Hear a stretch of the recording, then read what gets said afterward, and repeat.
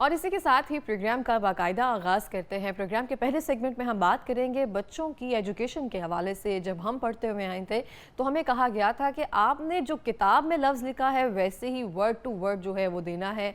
और हमारे वालिदैन को उस टाइम पे इतनी नॉलेज नहीं थी कि हमें पढ़ाना कैसे है, तो हमें एकेडमीज़, ट्यूशन वगैरह यहाँ भेजा जाता था। और बहुत सारी चीज़ों में ऐसा लगता था कि अगर हम स्कूल नहीं जाएंगे तो हम पढ़ नहीं सकेंगे। तो जो स्कूल नहीं जाता था वो अनपढ़ ही रह जाता था। और अभी भी ये सिलसिला रुका नहीं है, ऐसे ही चल रहा है। और कुछ लोग ऐसे हैं जो एक ऐसा सिलेबस तरतीब दे रहे हैं जिसको हासिल करके आप किताबों के बजाय अगर उन वर्कशीट का इस्तेमाल करना शुरू कर दें तो वालिदैन भी जो इतनी नॉलेज नहीं रखते हैं, जिनको इतने सिलेबस का पता नहीं है, जैसे जेंजी मॉडर्न चीज़ें आती जा रही हैं, वो भी अपने बच्चों को बआसानी पढ़ा सकेंगे, जो मेरे ख्याल से बहुत ही बेहतरीन इनिशिएटिव है। इस हवाले से बात करेंगे। हमारे साथ स्टूडियो में मौजूद हैं डॉक्टर सुमन राव साहिबा, जो कि एजुकेशनल कंसल्टेंट हैं। अस्सलाम वालेकुम, कैसी हैं आप? बहुत शुक्रिया प्रोग्राम में आने के लिए, बहुत अच्छी लग रही हैं आप। Thank you. अच्छा डॉक्टर सुमन, मैं आपसे पूछना चाहती हूँ कि हमारे दौर में तो इस तरह से ही था बिल्कुल कि जो किताब में लिखा है बस उतना ही है, और ग्लोसरी दी गई है या उसके बाद चैप्टर के जो सोल्व पैटर्न था वो भी नहीं दिया जाता था, वो खुद करना है या बाजार से गाइड मिलती थी कि उससे चेक करना है, ये करना है। आप जो काम कर रही हैं, वर्कशीट जो आप तरतीब दे रही हैं, वो क्या है बेसिकली, और ये स्टूडेंट्स के लिए, वालिदैन के लिए किस तरह से बेनिफिट है? अच्छा देखिए, हम लोग ना एजुकेशन के बहुत से हम लोगों ने मसले देखे कि ये इशू है, ये इशू है, सब उसके ऊपर देखें अगर बात करते हैं, उसको सोल्यूशन की तरफ कोई भी नहीं लेके जाता। अगर आप उसका मेन सोल्यूशन देखें तो बच्चों के पास कोई ऐसा प्रैक्टिकल मीडियम ही नहीं है जिसके ऊपर वो प्रैक्टिस कर सकें। बुक्स पे आप लिख नहीं सकते क्योंकि स्कूल ने मना किया हुआ है, नोटबुक्स पे ऑब्वियसली आप लिख नहीं सकते क्योंकि वो ब्लैंक हैं। अब बच्चों को अगर आप कुछ पढ़ा रहे हैं तो उसके लिए कहीं भी तो प्रैक्टिस करवानी होगी। ट्यूशन टीचर या मदर कितना कोई वो टेस्ट बना लेंगे उसका बैठ के। हम लोगों ने उसका हल ये निकाला कि उसी टॉपिक की जो बेबी वो पढ़ रहा है उसकी ज़्यादा सारी प्रैक्टिसिंग शीट्स निकाल दें कि वो बार बार प्रैक्टिस करे। प्रैक्टिसिंग शीट्स में क्या चीज़ वो दी जाती है? ब्लैंक पेपर्स होते हैं या क्या? जैसे लेट्स सपोज आप पॉलिनेशन पढ़ा रहे हैं, ओके, अब पॉलिनेशन के टॉपिक के ऊपर हम उसको फिल इन द ब्लैक्स में भी पॉलिनेशन का टॉपिक देंगे कि आप उसको फिल करें। क्वेश्चन आंसर्स की फॉर्म में भी देंगे, उसके बाद पैराग्राफ फॉर्म में भी देंगे, एमसीक्यू फॉर्म में भी देंगे, का इंट्रोडक्शन प्रॉपर देके फिर प्रॉपर सारी उसकी एक्सरसाइजेस बार बार। हमने ना पेपर्स को, आपने हमारे दौर में ना हमने पेपर सिर्फ तभी देखा था जब पेपर होता था, वर्कशीट यानी कि पेपर सिर्फ तभी, वो हमारे लिए एक हवा बन गया था, ओए हो पेपर है, पेपर है, पेपर है, पेपर है। लेकिन हम ये कहते हैं कि अगर आप बच्चे को वैसे ही इतना पेपर करवा देंगे तो उसको पता ही नहीं होगा कि ये पेपर अच्छा, इससे डरना है। वो तो कम लगेगा ना, फिर उससे वो कम लगेगा।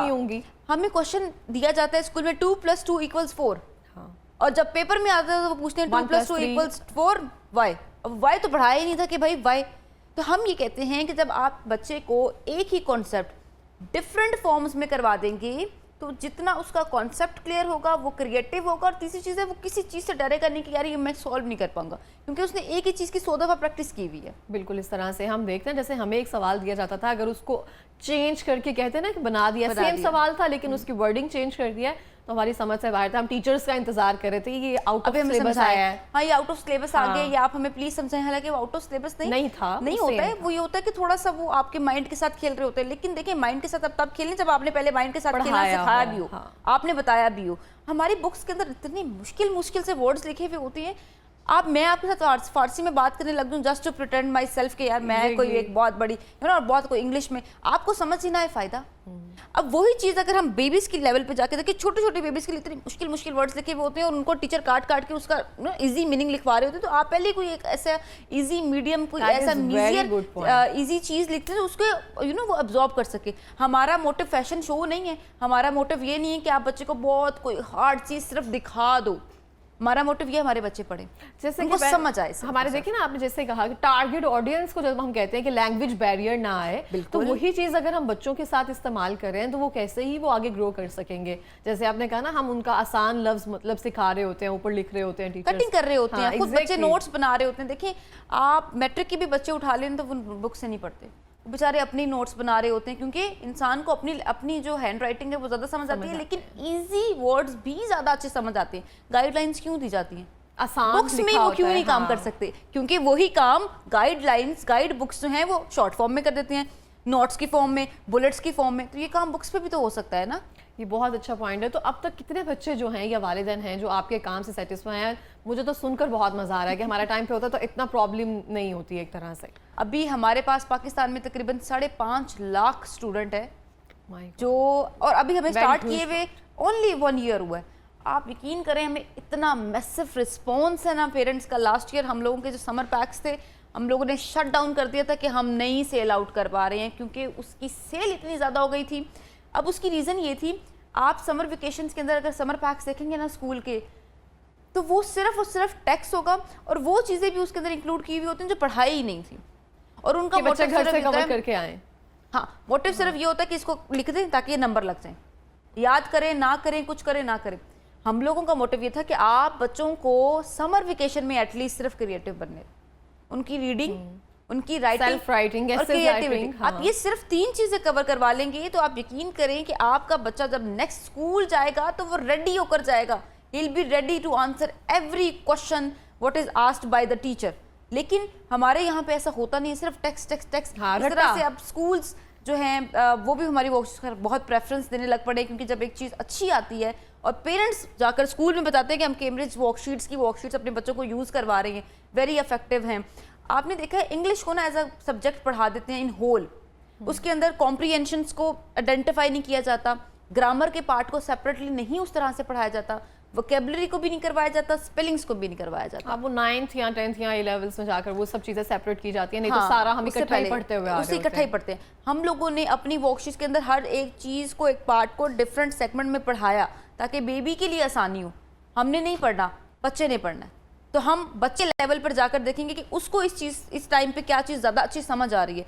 सेकेंड चीज़, हमारी वर्कशीट्स बहुत ज़्यादा कलरफुल है क्योंकि देखिए बच्चे वो डिज्नीलैंड वाले बच्चे हैं, उनके लिए वो चीज़ें बहुत क्रिएटिव और उनको मज़ा आता है करने में, उनको इल्यूजन्स देखने में, गेम्स थोड़ी सी खेलने में वो ज़्यादा मज़ा आता है। तो आप देखते होंगे हमने भी अपने नोटबुक्स वगैरह पे ना कलर पॉइंटर्स वगैरह रखे होते हैं ताकि उसको स्टार्टिंग में नेम के साथ करें, हाँ, मज़ा आए हमें। और आप खुश होते हैं एक चीज़ को देख के ना, एक प्यारी चीज़ को देखकर। तो तीसरी हमें सबसे ज़्यादा मसला ये था कि हमारी बुक्स की क्वालिटी बहुत पुअर है, बहुत पुअर है। हमारे बच्चे अल्लाह माफ़ करे कूड़ा कूड़ा जिसको इतनी गंदी गंदी सी काली काली से आप किताबें पढ़ाने लग जाते हैं, वो चीज़ उन्होंने पूरा साल पढ़नी है। और हमारी बुक्स की क्वालिटी इस टाइम पाकिस्तान में सबसे टॉप नोच है। हम लोगों का पेपर ही मान लेंगे क्योंकि हमारा पेपर ही एक्सपोर्ट क्वालिटी है। तो ये कैसे ख्याल आया आपको कि मुझे इस पर काम करना चाहिए? पहले इस पर बाकायदा ऑब्वियसली रिसर्च हुई होगी या फिर जाकर ये इनिशिएटिव लिया गया होगा, तो क्या ऐसा किक पॉइंट था जिससे आपको लगा कि मुझे ये स्टार्ट करना चाहिए ताकि मैं दूसरों के लिए आसानी कर सकूं? अच्छा, कोरोना के टाइम पीरियड के अंदर ना मैं वैसे बच्चों को भी पढ़ाती थी और मेरा भाई भी मेरे पास पढ़ता था। अक्सर ना वो मेरे पास आ जाता तो मुझे कहता था कि मेरा ना कॉम्प्रीहेंशन का टेस्ट है, आप ही तो मुझे याद करवा दे। अच्छा, मैं कहती थी कॉम्प्रीहेंशन का टेस्ट है, अब मैं क्या, मतलब मेरा तो इतना माइंड नहीं है मैं पूरा कॉम्प्रीहेंशन बनाऊं, फिर उसकी एक्सरसाइज बनाऊं, फिर आपको दूं, फिर आपको उसको प्रैक्टिस करो।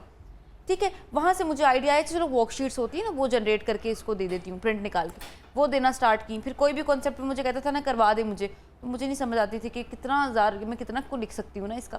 फिर वर्कशीट क्रिएट की, फिर बनाई, फिर दी। वहाँ से मुझे आइडिया ये वाला आया कि पेरेंट्स को इस चीज़ की बहुत ज़्यादा नीड है, उनके पास कोई भी प्रैक्टिसिंग मीडियम है ही नहीं, बिल्कुल भी नहीं है कि आप उसको बच्चे को बेचारे को प्रैक्टिस कहाँ पे करवाएं। एक दफ़ा उससे कॉन्सेप्ट को क्लियर करवाएं, एक दफ़ा लिखवाएंगे तो उसे पता चलेगा ना, अच्छा इसको स्कूल में जाके हमने किस तरह से सॉल्व कर रहे हैं। तो फिर हमने एक टीम हायर की, फिर हमने सारे चैप्टर्स निकाले, एक सब टॉपिक की भी वर्कशीट हमने बनाई कि एटलीस्ट जिसको पता हो बेबी को कि ये क्या टॉपिक है, इसको किस तरह से सॉल्व करना है, उसके माइंड से गुजरा हुआ एक चीज़ ना। मतलब दोनों के लिए आसानी होगी ना, वालिदैन के लिए भी, बच्चों के लिए भी, वैसे स्कूल्स के लिए भी। हाँ, और क्रिएटिव हो गए ना। अब देखिए ना, अगर 2 का टेबल है, हमें सीधा पूछते जाएं हम सुना देंगे। अगर 2 5 का अगर हम कहेंगे तो कंफ्यूज हो जाएंगे, वो हम जहन में अपने पढ़ना शुरू कर देंगे क्योंकि हमारी वो रिटन प्रैक्टिस उस तरह से नहीं हुई। आपने बड़ी एक अच्छी बात की, जैसे लेट्स सपोज अगर 2 का टेबल है ना, हमारी वर्कशीट के अंदर 2 के टेबल की 5 डिफरेंट एक्सरसाइजेस हैं। ट्रायंगल फॉर्म में भी है, पैराग्राफ फॉर्म में भी है, ब्लैंक्स फॉर्म में भी है, एमसीक्यूज फॉर्म में भी है, बॉक्सेस फॉर्म में भी ये है। बहुत जरूरी था। अब एक चीज को 5 डिफरेंट क्वेश्चन के अंदर सॉल्व कर रहा है तो आप कैसे तो सामने लाकर आपके आराम से रख देगा कि ये नहीं इस तरह से है, मैंने इस तरह से हमने ऐसे सॉल्व करना है। हाँ, एग्जैक्टली। जब आप सिर्फ एक ही तरीके से सॉल्व करवाएंगे तो वो नहीं कर पाएगा। और ये एक बड़ा अच्छा पॉइंट आपने जैसे अभी मुझे कहा ना कि पेपर को हवा बना दिया था, ये सारा पेपर सॉल्व कर रहे हैं, तो जब एक सिंपल 5 ही सिर्फ ब्लैंक्स आएंगी, 5 ही एमसीक्यूज आएंगे तो वो तो यूं सॉल्व करेगा, सॉल्व कर लेगा। इससे ज्यादा तो मैं सॉल्व भी कर चुका हूँ, सारा साल यही कर रहा था, ज्यादा करके आया हूं मैं सॉल्व। और समर वेकेशन का भी क्या प्लान है, उसमें किस तरह से आप बच्चों को क्रिएटिव बना रही हैं, क्या क्या चीजें आपने ऐड ऑन की? हम लोगों के समर वेकेशन पैक एक्सेप्शनल है। ओके, इंतहाई एक तो खूबसूरत, मैं फिर से कहूंगी खूबसूरत, खूबसूरती बच्चे को अट्रैक्ट करती है। हाँ ट्रूली, ठीक है? टीचर्स भी अच्छे हो तो बच्चे पढ़ते हैं। हाँ एक तो क्वालिटीज़ की बहुत अच्छी है। तीसरी चीज़ ये है कि हमारे पैक्स के अंदर सिर्फ और सिर्फ जो कॉन्सेप्ट बच्चे याद कर चुके हैं उसी की रीइंफोर्समेंट है। There is nothing new. हम पेरेंट्स को गाइड करते हैं, जब हमसे वो पूछते हैं कि हमारा बेबी ना ग्रेड 3 में जाने वाला है, तो हम ग्रेड 3 का समर पैक आपसे बाय करें। मैं उन्हें कहती हूँ नहीं मैडम, आप ग्रेड 2 का समर पैक बाय करें फिलहाल के लिए। आपके बेबी ने ग्रेड 2 के कॉन्सेप्ट से याद किए, इसी को रीइंफोर्स करवाएं, इसी की प्रूफ रीडिंग करवाएं, इसी को क्लियर करें, इसी पे ही बेस बनाएं, क्योंकि ग्रेड 3 में जब वो जाएंगे तो ग्रेड 3 उन्होंने पढ़नी ही पढ़नी है। फिलहाल के लिए ग्रेड 2 जो कर चुकी हैं उसको तो आप एक दफ़ा बुनियाद उसकी बहुत स्ट्रॉन्ग कर लें, तब वो ग्रेड 3 में जाएंगे ऑटोमेटिकली यही कॉन्सेप्ट थोड़े से रिपीट होने। लेकिन एडवांस लेवल पे जब ये चीज़ आती होगी तो वो ऑटोमेटिकली उनको आती होगी। तो हमारी वर्कशीट्स के अंदर बहुत ज़्यादा समर पैक्स में स्पेशली क्रिएटिव राइटिंग बहुत ज़्यादा है। लेट्स सपोज कि हमने बेबी को एक टॉपिक दे दिया कि आप फॉरेस्ट में गए and you find something a mysterious box inside that, तो व्हाट विल यू डू। और अगर कोई एक दिन आएगा you will become, you have a super power लिखेंगे, वो अपनी इमेजिनेशन सारी हाँ, लिखेंगे। और आपको कोई सुपर पावर मिल गया, what will you do at that day, वो उसके लिए इंटरेस्टिंग टॉपिक है, रादर देन कि आप उससे कोई चीज दे दें और कहीं ये करो। नहीं, उससे देखिए आप क्या करना चाहते हैं। रिसेंटली मैं एक रील देख रही थी और कहा गया था कि उर्दू क्वाइदनशाह में खत लिखना है किसी पड़ोसी के नाम कि रात को म्यूजिक चलता है तो आवाज आती है तो उसको खत लिखकर हम भेज रहे हैं। तो ये वो कह रहे थे कि ये हमारी क्वाइदनशाह में ये सब चीजें पढ़ाई जाती है और इस चीज को ये हम आगे लेकर चलते हैं। तो बहुत बेहतरीन काम कर रही हैं आप डॉक्टर सुमन, आगे के लिए बहुत सारी बेस्ट विशेष आपके। Thank you so much. Thank you so much programme में आने के लिए। और इसी के साथ ही बच्चों के लिए आसानी क्रिएट करें। हमें भी रट्टा सिस्टम जो है वही पढ़ाया गया था, और जब हम कॉलेज लेवल पर जाते